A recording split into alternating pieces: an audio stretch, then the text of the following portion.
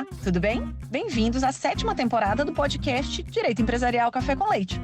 Esse é o podcast perfeito para quem busca conhecimento jurídico durante a correria do dia a dia. É a sua biblioteca em áudio gratuita, repleta dos principais textos e autores do direito empresarial no Brasil. Eu sou Amanda Ataide, mineira e cruzeirense na origem, com passagem em São Paulo, e candanga e fluminense de coração. Casada, mãe do Pedro, de quase 6 anos. Pedro, Tails, Sonic. Do Lucas, de 4 anos. Lucas, Knuckles, Sonic, Eggman. E tutora do Vira-Lata Farofa. Sou professora doutora da UNB dos cursos de Direito Empresarial, Concorrência, Comércio Internacional e Compliance. E consultora do Pinheiro Neto Advogados nas mesmas áreas. Este é um podcast simples, curto e gostoso, como um café da manhã, mais rapidinho durante a semana. Em sua 7ª temporada, esse nosso podcast se reinventa, com a divulgação de um site inteiramente dedicado a esse projeto. No site, os episódios são organizados tematicamente, facilitando o acesso a temas como teoria da empresa, fundamentos do direito societário, sociedades limitadas, sociedade anônimas e muito mais. Pegue então a sua xícara de café com leite ou chá, seu tênis para fazer exercício físico ou seu fone de ouvido para ouvir no seu meio de transporte diário. Então, vamos comigo para a próxima xícara de café com leite?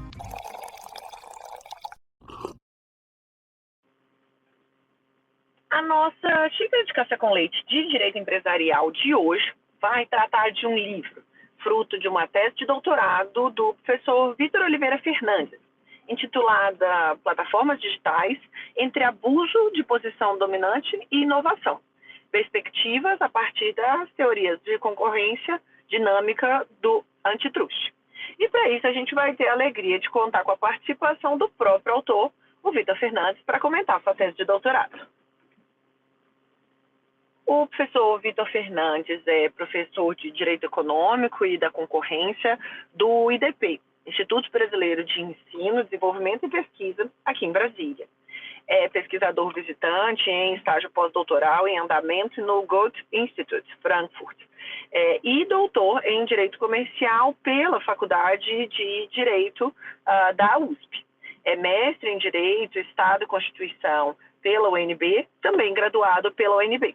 É autor de livros, de artigos e, atualmente, é conselheiro do CAD.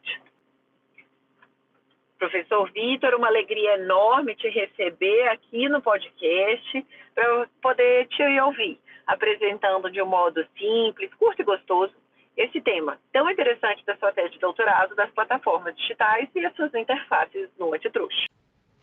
Muito obrigado, professora Amanda. É um prazer enorme estar aqui.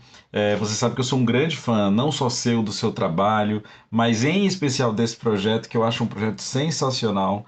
E para mim é um privilégio estar aqui de verdade, te agradecer muito pela oportunidade de compartilhar um pouco das minhas ideias.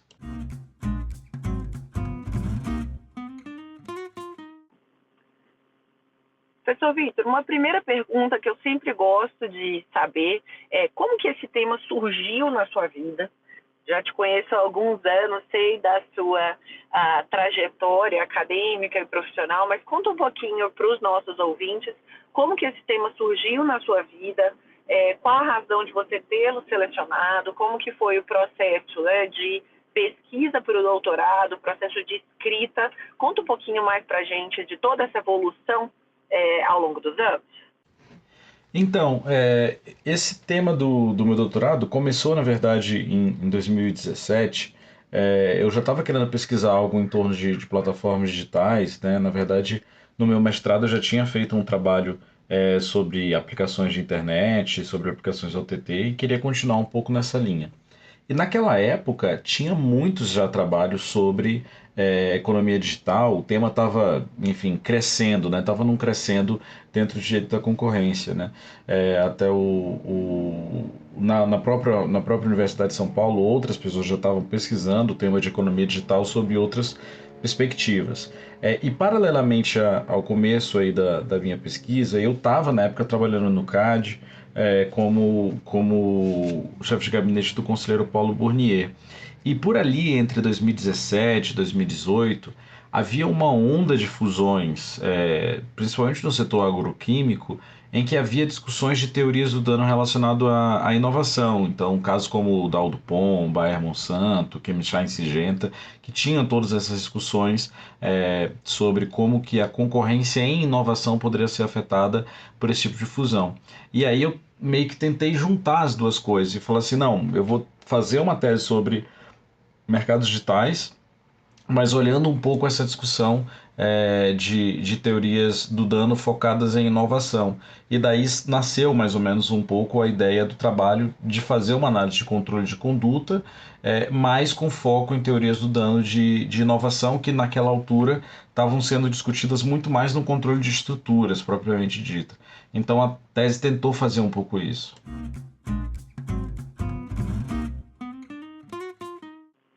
Então, antes da gente entrar na lógica em si das plataformas digitais, conta para os nossos ouvintes, professor, o que são essas teorias de concorrência dinâmica na política antitruste? Quais são essas teorias que você trata na tese de doutorado, no livro? E conta também um pouco do conceito de abuso de posição dominante. Como que esse conceito é central para o direito concorrencial e como que ele foi construído na sua tese para ser o norte, vamos dizer, da análise que você fez com relação às plataformas. Bom, Amanda, então, no direito da concorrência de modo geral, a gente trabalha muito com o paradigma de concorrência estática. Todos aqueles modelos de concorrência neoclássica, modelo de equilíbrio de concorrência perfeita e mesmo alguns outros modelos de duopólio, de oligopólio, em geral eles estão sempre focados numa perspectiva estática, tentando avaliar ali qual que são possíveis resultados alocativos a partir de algumas estruturas, da estrutura de mercado que está sendo analisada. E no final da década de 90, principalmente a partir do debate sobre colaborações empresariais, que começou a ficar muito forte nos Estados Unidos no final da década de 90, começo dos anos 2000, começou a haver uma certa necessidade de se explorar teorias de concorrência dinâmica, que são basicamente, esse é um rótulo que eu uso na minha tese, um rótulo muito genérico, para definir teorias que, de alguma forma geral, colocam mais ênfase na perspectiva de concorrência dinâmica, ou seja, não nas eficiências alocativas, mas sim nas eficiências dinâmicas, nas eficiências de inovação, portanto, tentando capturar um pouco qual que é o ganho de bem-estar que se tem no longo prazo em outras modalidades de concorrência. Essa ideia de teorias de concorrência dinâmica tem muita relação com os trabalhos do Joseph Schumpeter, né, que é o pai das teorias econômicas de inovação, ou pelo menos um dos mais famosos autores em termos de teorias econômicas de inovação. E esse tema se desenvolve longamente na teoria econômica, inclusive sem que se tenha um certo consenso dentro da teoria econômica sobre qual que é a melhor estrutura de mercado para a promoção da inovação, né? Existe um debate clássico entre o Joseph Schumpeter e o Kenneth Arrow, que depois, inclusive, é explorado pelo Philippe Aghion, que é um outro autor muito famoso nessa área, que tem a chamada teoria do U invertido, né? A curva do U invertido, por exemplo, em que ele tenta achar qual seria o ponto ideal de estrutura de mercado para altas taxas de inovação. E essas ideias, como eu disse, elas foram sendo trazidas para o direito da concorrência, principalmente nos Estados Unidos no final da década de 90, a partir dessa perspectiva de análise de colaborações empresariais. Só que o tema também começa a se projetar na análise de fusões, principalmente tentando sempre achar quais são, por exemplo, fusões que podem diminuir a competição por inovação no futuro. E por que trazer todos esses temas, toda essa discussão um pouco abstrata de concorrência dinâmica para o mundo das plataformas digitais me pareceu relevante? Porque nesses ambientes de negócio a gente não tem, em geral, preocupações relacionadas a preço. Então a gente precisa olhar para outros modelos de de competição mesmo. E aí o primeiro capítulo do meu livro faz uma grande revisitação das teorias de concorrência dinâmica, analisa lá as teorias schumpeterianas, neo-schumpeterianas, passa um pouco pelas teorias evolucionárias e chega um pouco até aquilo que seriam teorias do dano, né, na verdade, abordagens de concorrência dinâmica mais focadas na política de defesa da concorrência mesmo, né? E aí eu identifico três vertentes, ou pelo menos três leituras, né, de concorrência dinâmica na política antitruste. E basicamente, e esse talvez seja um ponto importante de se enfatizar, essas teorias elas acabam, de alguma maneira, sendo adotadas, sendo recepcionadas para diferentes finalidades, inclusive de agenda normativa dentro da política antitruste. Então, por exemplo, o pessoal da Escola de Chicago ou o Neo Chicago, por exemplo, utiliza inclusive muito o argumento de teoria schumpeteriana para eventualmente relativizar a gravidade de concentrações econômicas no curto prazo, né? Sempre dizendo, olha, vai haver um novo momento de ciclo, um novo momento de ruptura portanto, altas concentrações de mercado não necessariamente é um problema do ponto de vista de controle de estruturas. No outro oposto, você tem o argumento da inovação também sendo, de alguma maneira, ressignificado por aqueles autores que têm uma abordagem mais estruturalista, então, indo basicamente na linha do Kenneth Arrow, dizendo o seguinte, olha, se a gente não tiver uma estrutura de mercado descentralizada, não vai haver incentivo à inovação, né? Tem toda uma discussão lá de replacement effects, da teoria do Arrow, e também tem aqueles que tentam, bom, como é que a gente vai adotar essas teorias de concorrência dinâmica, sendo que toda a nossa metodologia antitruste é essencialmente estática, né? Todos os nossos testes são 100% estáticos, né? Então é um pouquinho por aí que eu tento navegar nesse primeiro capítulo, fazendo um apanhado das teorias de concorrência dinâmica e dizendo quais são os principais pontos controvertidos no manejo das teorias. E aí, já endereçando a segunda parte da sua pergunta, falando um pouquinho de abuso de posição dominante, a tese tem como foco realmente analisar abuso de posição dominante. São basicamente condutas unilaterais e restrições verticais adotadas por empresas que têm posição dominante e que podem gerar algum tipo de exclusão nos mercados relacionados, né? Essa é uma definição bem brasileira. Primeiro porque no Brasil a gente não diferencia tanto condutas unilaterais e restrições verticais do ponto de vista da moldura de análise. Segundo porque no Brasil o nosso foco de interesse maior ainda é com condutas de exclusão, portanto condutas de abuso que podem ser adotadas por empresas dominantes e que podem gerar exclusão. E aí a gente tem uma diversidade de condutas, pelo menos no sentido tradicional antitruste, né? Como, por exemplo, venda casada, vinculação de produtos, né? O bundling, recusa de contratar. A gente tem outras formas de recusa que, inclusive na economia digital, são até mais importantes, como recusa à interoperabilidade e por aí vai, né? E aí o texto delimita que a gente vai discutir principalmente abuso, mas com base nessas teorias de concorrência dinâmica que eu tinha mencionado.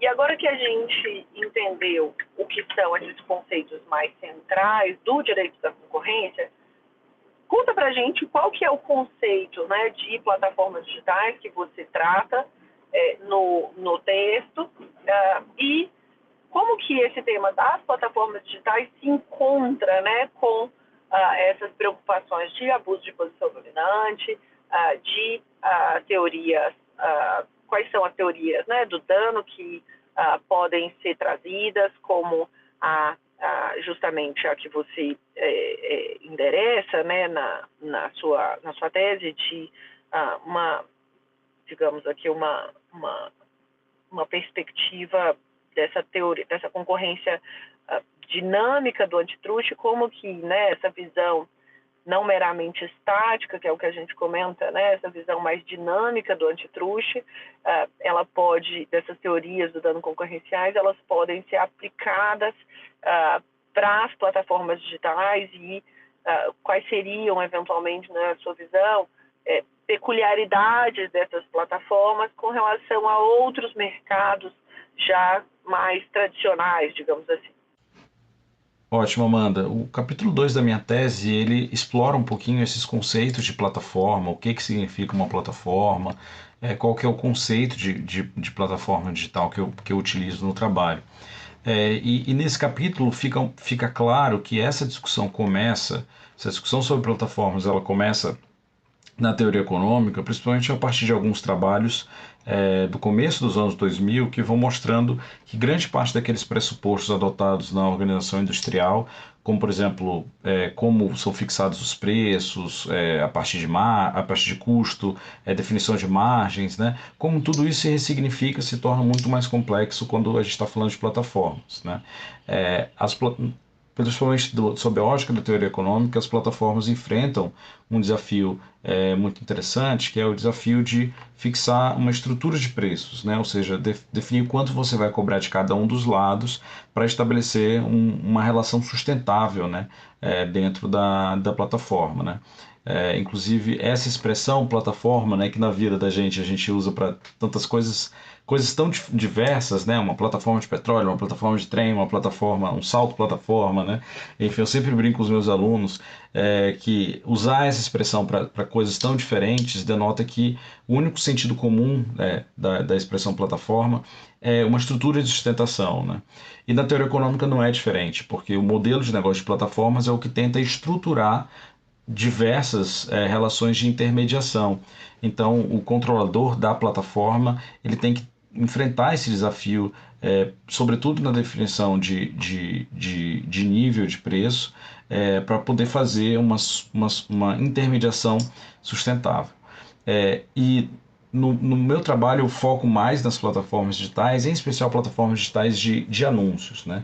Que são modelos de plataforma utilizados sobretudo para viabilizar a intermediação baseada em anúncios, né? Em direcionamento de anúncios dentro de diversos modelos aqui de negócio, como redes sociais, plataformas de marketplace e muitos outros, né? E aí, ao trazer essa ideia da plataforma, eu exploro também algumas características econômicas das plataformas que favorecem altos níveis de concentração, né? Como, por exemplo, efeito de rede, economias de escala e de escopo, algumas tendências conglomerais que a gente observa nesse ambiente de plataformas, né? A formação de ecossistemas digitais, por exemplo, a partir da plataforma é uma tendência clara. E a partir dessa definição da realidade, né, do objeto da pesquisa, o que o meu trabalho tenta desenvolver? É analisar o seguinte, olha, principalmente lá no capítulo 4, que eu começo a descrever melhor as teorias do dano, tentar entender o seguinte, olha, qual que é o dano à sociedade que é capturável pela Lei de Defesa da Concorrência, que pode advir de um baixo nível de concorrência em mercados digitais, né? Essa perspectiva de dano ela é muito clara no direito da concorrência para mercados tradicionais em que há cobrança baseada em preço. Então, em um mercado em que há pouca concorrência, o preço tende a ser mais alto, o nível de oferta tende a ser mais baixo. Só que quando a gente está falando de plataforma digital, em geral, nos mercados onde as plataformas digitais operam, não existe cobrança baseada em preço. Então, a gente está falando aqui de serviços gratuitos, né, de modo geral, ou serviços que monetizam dados de alguma maneira, principalmente no caso de direcionamento de anúncios. E o meu ponto aqui, esse é o gancho que eu tento desenvolver com as teorias de concorrência dinâmica, é basicamente analisar, olha, se nesses ambientes de plataforma o dano não está em preço, o dano não está em quantidade, porque também, a princípio, não há uma escassez de oferta de produto digital. Então, onde está o possível dano? E aí eu começo a discutir, olha, o possível dano pode estar em inovação. O possível dano pode estar no fato de que essas modalidades de abuso que a gente verifica na economia digital, elas podem restringir a oportunidade, né, a capacidade e o incentivo de rivais desenvolverem inovações no médio e longo prazo. E essa seria, portanto, uma ideia da tese. Olha, vamos olhar para danos antitruste na forma de redução de inovação em médio e longo prazo nos mercados digitais.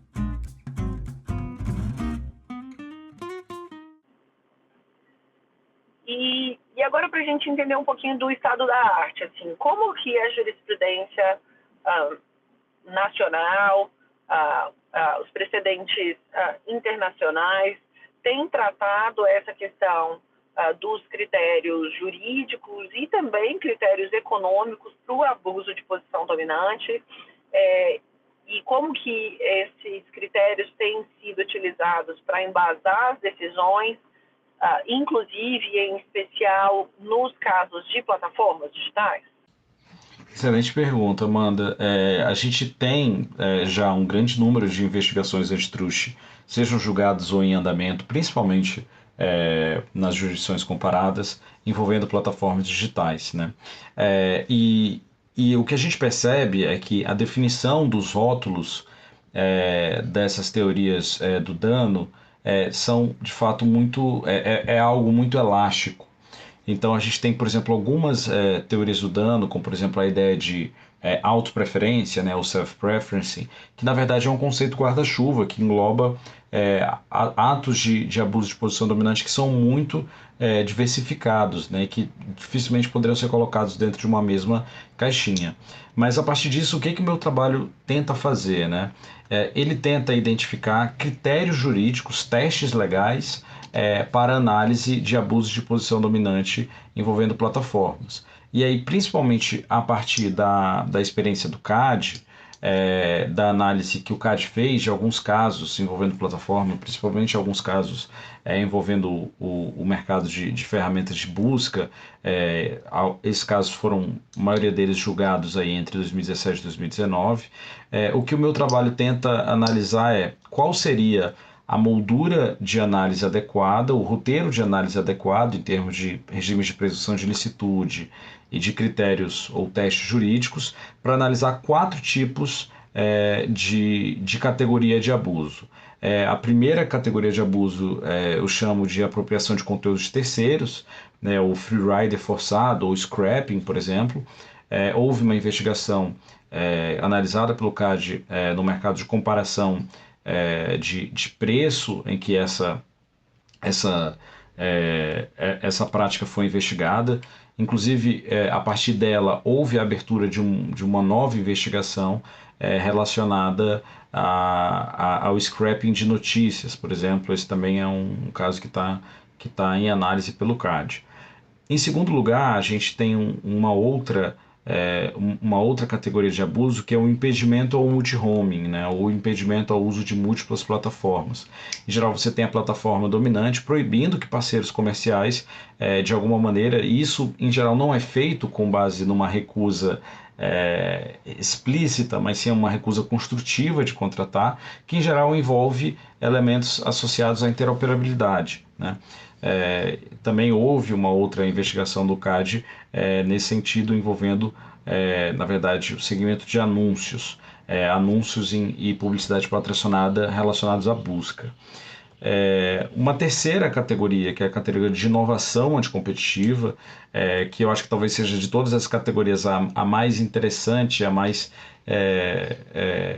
particular de todas, né? Será se uma empresa digital, uma plataforma, ao lançar um novo produto, ao fazer uma inovação, essa inovação pode ser anticompetitiva, né? Faz sentido utilizar, até mesmo a ideia de uma inovação anticompetitiva pode parecer um paradoxo, né? Porque a princípio, se a inovação não tem como ser ruim do ponto de vista de concorrência.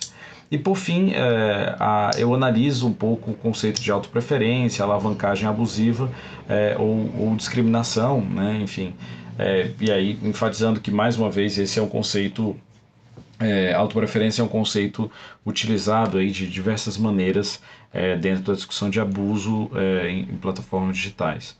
E basicamente o que eu tento desenvolver na minha tese, e essa talvez seja a contribuição, eu tento de alguma maneira dizer qual seria o teste legal mais adequado para cada uma dessas categorias de abuso, né? No direito concorrencial brasileiro, esse é um tema que você conhece muito bem, Amanda, a gente em geral diz que para cartéis a gente faz uma análise per se e para condutas unilaterais e restrições verticais a gente aplica a regra da razão. Só que no direito concorrencial brasileiro, diferente, por exemplo, do que acontece no direito comunitário europeu, a gente nunca teve um apuro, um cuidado muito maior de definir quais são os critérios jurídicos, os testes legais envolvidos nessa ideia de regra da razão. De modo que hoje a gente tem uma regra da razão que é muito mais um espectro de testes jurídicos diferentes, né, que são utilizados de forma categórica para cada tipo de conduta, do que propriamente um teste único. Né? A gente não tem hoje no teste do CAD um teste único, teste jurídico único do que seria uma regra da razão.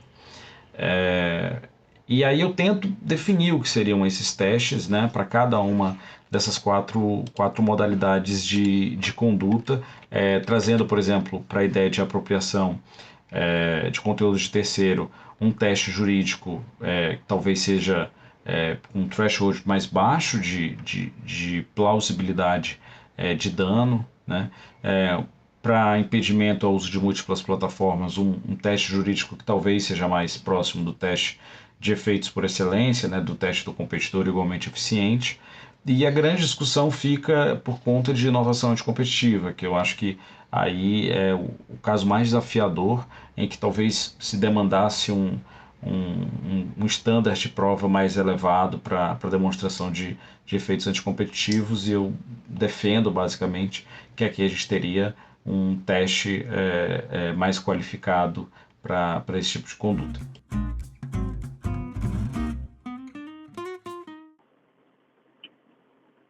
E então, conta pra gente, qual que foi o achado, qual que foi a sua proposta inovadora para o direito brasileiro a partir da sua tese? Conta também pra gente de que forma que, na sua visão, o direito precisa se posicionar diante dos grandes players, das plataformas digitais, balanceando, né, a preservação do ambiente concorrencial com a questão da inovação e da liberdade empresarial? Bom, Amanda, eu acho que o que eu tentei de fato deixar de contribuição nessa tese foi uma racionalização um pouco maior dos parâmetros, né, desses testes jurídicos para análise dessas condutas. Né? Das questões que mais me motivaram aí, a investigar esse tema era perceber que algumas autoridades de defesa da concorrência, o CAD inclusive, mas também autoridades estrangeiras, como a própria Comissão Europeia, tratavam esse tema da inovação de maneira muito ambígua. Ora, a inovação era invocada como um fundamento para você aprovar um ato de concentração, por exemplo, ou autorizar uma conduta. Ora, você, na verdade, punia uma empresa ou reprovava uma operação justamente com base no argumento de que você queria proteger a inovação. Então, assim, tudo isso me gerou uma curiosidade. Tipo assim, não, peraí, a gente precisa ter coerência e uma certa coesão da forma como a gente utiliza teorias do dano relacionadas à inovação. E a grande contribuição que a minha tese tenta deixar para isso é categorizar um pouco as coisas, categorizar um pouco melhor as coisas, esclarecer as premissas. Isso eu acho muito importante porque evita que a expressão inovação seja utilizada como um argumento retórico e passe a ser utilizado de fato como um parâmetro de concorrência. E como também dito anteriormente, a minha tese também joga um pouco de luz sobre a necessidade talvez da gente categorizar melhor esses testes jurídicos que são adotados para abuso de posição dominante. Eu fico realmente com a impressão de que no CAD e no Brasil de modo geral, a gente passou muito tempo discutindo a dicotomia per se versus regra da razão, mas a gente não aprofundou exatamente quais são os testes jurídicos que estão dentro desse grande guarda-chuva chamado regra da razão. E ao tentar definir aí 3 testes aplicáveis a essas categorias de abuso, né, eu defino um teste de ilícito per se, né, ou ilícito prima facie, parecido com o que na União Europeia se chamaria de ilícito prima facie, uma regra da razão truncada para análise de impedimento ao uso de múltiplas plataformas, e aí, propriamente, no final, para a inovação anticompetitiva, o teste do competidor igualmente eficiente. Né? Enfim, eu tento mostrar como, a partir do ponto de vista de teoria da decisão, de ponderação de custos e erros, Isso talvez seria o mais adequado ao meu modo de ver, e eu acho que é essa a contribuição que o trabalho pretende deixar, né? Fazer uma análise racional e sistematizada de abuso de posição dominante para plataformas. E aí, só pegando a parte final da sua pergunta, é, desde que a tese foi concluída, né, eu defendi o mestrado em 2021, de lá para cá esse tema não para de crescer e a gente tem várias investigações sendo abertas ao redor do mundo e também no Brasil na matéria de plataformas digitais. E nesse aspecto, acho que a minha tese pode inspirar aí, quem sabe, uma análise dessas condutas a partir de roteiros mais bem definidos de licitude.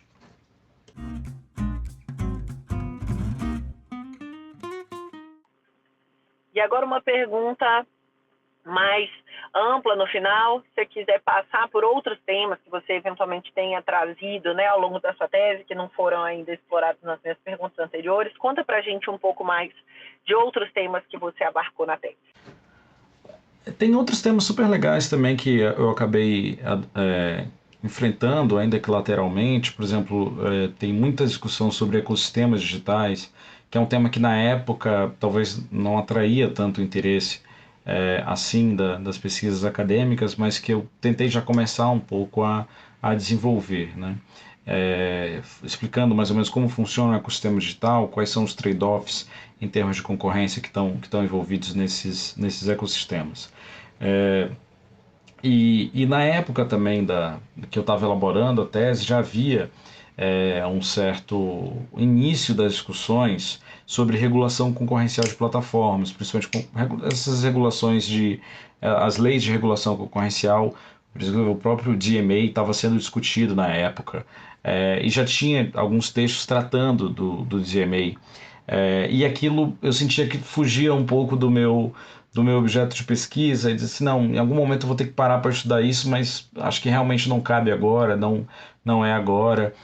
E acabei deixando um pouco o debate de legislação, de regulação concorrencial de plataformas um pouco de lado, e esse acaba que tem sido o tema que eu tenho me dedicado aí nos últimos anos, depois do meu doutorado, né? Já tem mais ou menos aí 2 anos e meio que eu defendi, e desde então eu tenho focado na discussão de regulação concorrencial de plataformas, né? Como essas leis, o DMA, o novo artigo 19A da Lei de Defesa da Concorrência alemã, a proposta do Reino Unido, enfim, todas essas leis, como elas estão revolucionando a defesa da concorrência, e acho que, inclusive, a gente está diante aí, quem sabe, de um novo futuro, né, de uma nova política de defesa da concorrência, talvez mais de caráter estrutural, pró-competitivo mesmo, mais proativo do ponto de vista de promoção da concorrência, do que a própria política antitruste, né? Enfim, estão vivendo aí tempos bem interessantes para discutir política de concorrência, em especial na economia digital.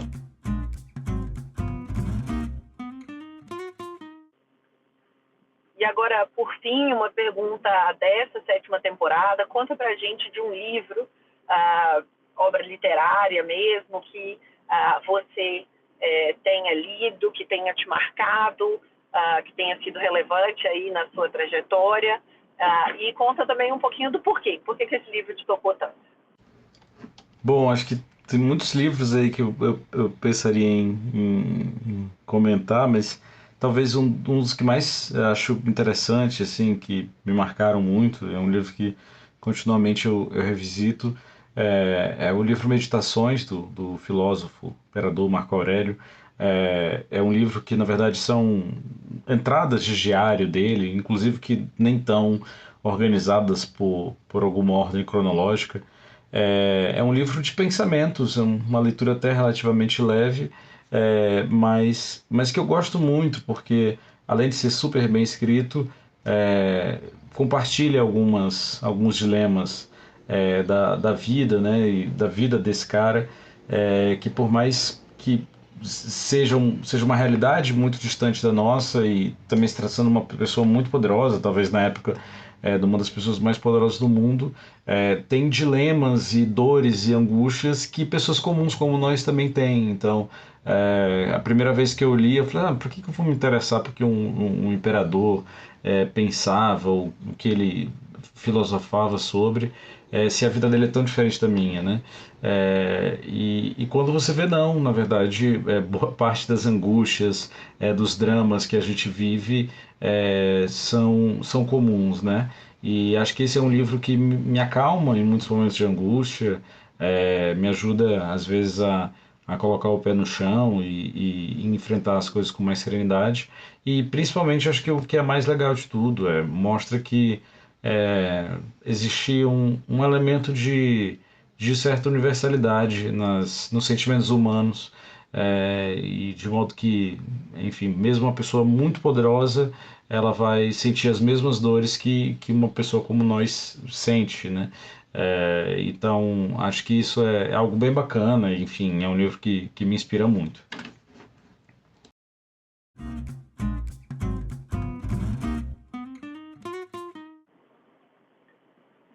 Professor Vitor, uma alegria enorme te receber aqui no podcast, poder te ouvir a respeito da sua tese de doutorado. Uma alegria poder fazer com que, né, os nossos ouvintes aqui do podcast também te ouçam. Já te conheço há alguns anos e tenho uma admiração enorme por você, um carinho enorme, respeito muito grande pela sua trajetória acadêmica, profissional. Então é uma alegria poder te receber aqui. Espero que a primeira é de uma série de outras oportunidades para a gente poder conversar sobre direito da concorrência, direito econômico, suas interfaces, que obviamente repercutem em todo o ambiente empresarial, que é objeto aqui do nosso podcast. Obrigada e até a próxima.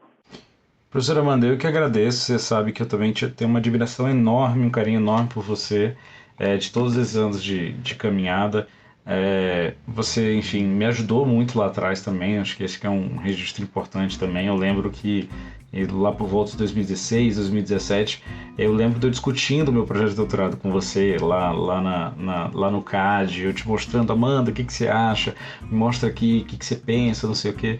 Então, acho que essa foi para mim uma xícara de café com leite com um gosto muito especial, de todos esses anos depois, enfim, ver você brilhando e fazendo um projeto tão legal. Em especial eu, como você sabe, também fui aluno da UNB, tenho um carinho enorme pela faculdade e hoje vejo com tanta felicidade você sendo professora lá. Eu acho que é algo que engrandece tanto o nosso curso de Direito, engrandece muito a nossa comunidade e, de fato, é um privilégio para a gente te ter na UNB aqui em Brasília. Um grande beijo e vou continuar acompanhando de perto aí todos os seus projetos, em especial o podcast, que eu tenho tanta admiração e tanto carinho por esse projeto maravilhoso. Um grande abraço, beijão, tchau, tchau.